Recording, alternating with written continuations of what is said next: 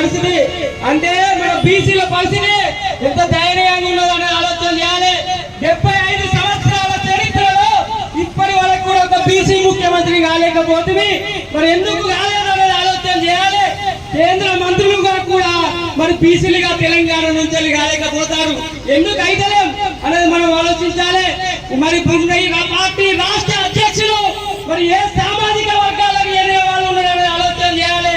మరొక బండి సంజయ్ ఎందుకు తీసేసి కిషన్ రెడ్డిని ఎందుకు పెట్టిన ఆలోచన చేయాలి. ఈ ఆధిపత్య వర్గ పార్టీలు ఆ పార్టీల అధ్యక్షులు ఎవరి చేతులలో ఉన్నాయి. మరి మనం ఎందుకు ఎమ్మెల్యేలు అయితలేమనేది ఆలోచించాలి. ఉన్నత స్థాయి అధికారుల దగ్గర ప్రధానమంత్రి మరి అదేవిధంగా కేంద్ర మంత్రుల దగ్గర ఉన్నటువంటి ఉన్నత స్థాయి అధికారులలో మరి బీసీ బిడ్డలు లేదనే విషయాన్ని మనం గమనించాలి.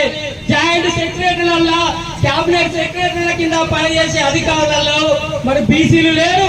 మరి ఉన్నతమైన న్యాయస్థానాలలో కూడా మరి బీసీలు లేనటువంటి పరిస్థితి ఇక్కడ అధికారంలో లేకపోతుంది.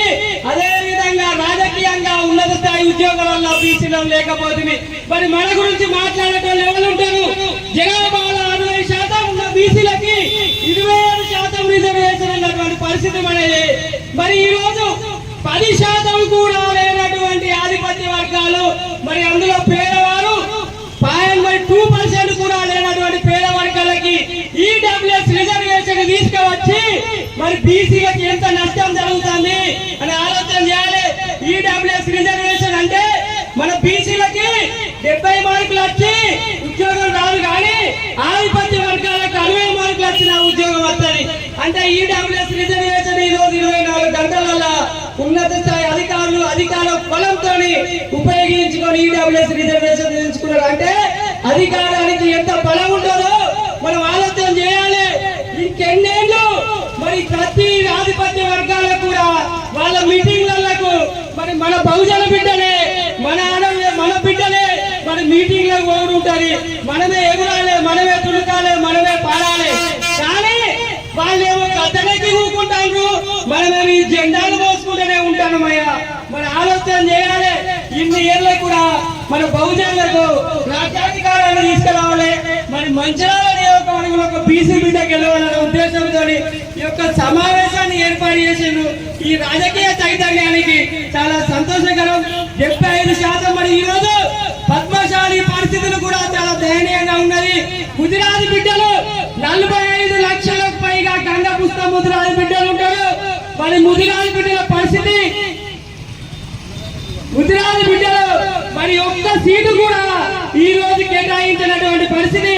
45 లక్షల ముదిరాజులు ఉన్నటువంటి ముదిరాజు బిడ్డలకు కూడా మరి ఎటువంటి దయనీయ పరిస్థితి అంటే మన బలాన్ని మనం తెలుసుకోలేక మరి నియోజకవర్గంలో 2 లక్షల ఓట్లు దాదాపు ప్రతి నియోజకవర్గంలో ఉంటే 10,000 20,000 ఓట్లు లేనటువంటి వాళ్ళేమో 75 ఏళ్ళుగా అధికారంలో కూకుంటే 1,80,000 పైగా ఓట్లు ఉన్నటువంటి ఎస్సీ ఎస్టీ బీసీ మైనార్టీలం మనం ఎందుకు అధికారంలో కూకుంటలేమన్నా ఆలోచన చేయాలి. ఈ రోజు బహుజనులకు రాజ్యాధికారం మరి ఆలోచన చేయాలి. నియోజకవర్గంలో 90% పైగా ఓట్లు మనవి ఉంటాయి. డాక్టర్ బాబాసాహెబ్ అంబేద్కర్ గారు పొలిటికల్ పవర్ మాస్టర్ కి అని ఓటుతోనే రాజ్యాధికారం అని చెప్పి ఎన్నికల రాజ్యాధికారం రావాలంటే యుద్ధాలు చేయాలి, మరి ప్రాణాలు అర్పించాలి. కానీ నేను పరద సాటులు అయి మరి ఈ రోజు ఓటేసే అవకాశాన్ని డాక్టర్ బాబాసాహెబ్ అంబేద్కర్ కల్పించింది. కాబట్టి తాయిలాలకు తాత్కాలిక పథకాలకు 5 ఏళ్ళు మనం మధ్య పెడితే మరి ఈ రోజు 5 ఏళ్ళుగా గద్దెలెక్కి కూకుంటారు.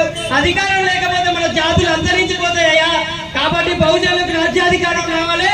మన బిడ్డలను మన ఓట్ చేసుకొని మన ఎమ్మెల్యేలుగా గెలిపించుకోవాలని కోరుకుంటూ నాకు ఈ అవకాశం ఇచ్చినటువంటి మంచిర్యాల నియోజకవర్గంలో బహుజన బిడ్డలందరికీ నా ప్రత్యేక ధన్యవాదములు. జై